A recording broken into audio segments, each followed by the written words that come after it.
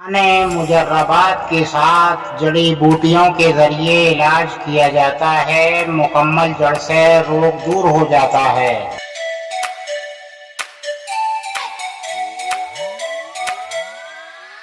زندگی کے لطف اٹھانے ہیں تو آپ ہم سے ملیے، لہذا آپ کا علاج مطمئن بخش یعنی بھروسے مند ہو جائے گا، پرانے تجربے کے ساتھ علاج ہو جائے گا آپ کا۔ نحمده ونصلي على رسوله الكريم، اما بعد فاعوذ بالله من الشيطان الرجيم، بسم الله الرحمن الرحيم، والعصر ان الانسان لفي خسر الا الذين امنوا وعملوا الصالحات وتواصوا بالحق وتواصوا بالصبر، کہ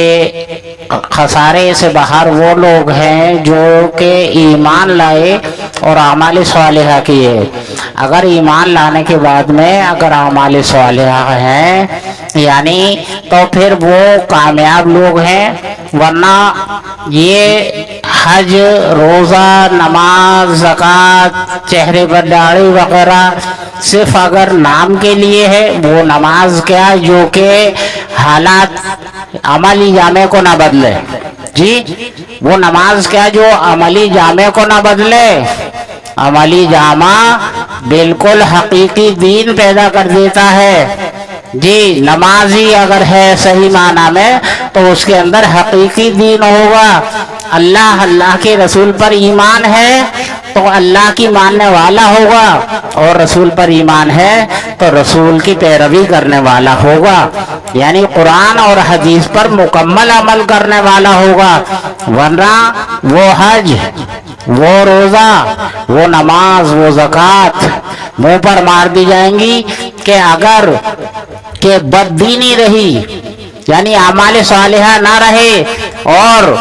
نماز دیکھنے دکھانے کی کرتے رہے، جی تو وہ حقیقی نماز نہیں ہوگی۔ جو حقیقی نماز نہیں ہوگی، حقیقی روزہ نہیں ہوگا، حقیقی زکوٰۃ نہیں ہوگی، حقیقی حج نہیں ہوگا، تو پھر وہ سو حج، روزہ، نماز، زکوٰۃ سے کیا فیض ہونا ہے؟ تو یہ بتلائیں کہ جب کہ اعمال صالحہ سے باہر زندگی اگر گزر رہی ہے، جھوٹ چال مکر فریب سے گزر رہی ہے، جی بالکل تبدیلی نہیں ہے اور سجدے پہ سجدے کیے جا رہے ہیں، تو ان سجدوں سے کیا فیض ہونا ہے سوائے اس کے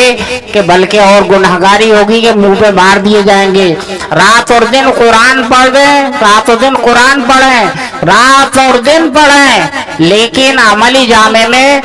بالکل اعمال صالحہ نہ ہو تو اس اعمال صالحہ نہ ہونے کا کیا فائدہ؟ یعنی کہ قرآن رات و دن پڑھنے کا کوئی فیض،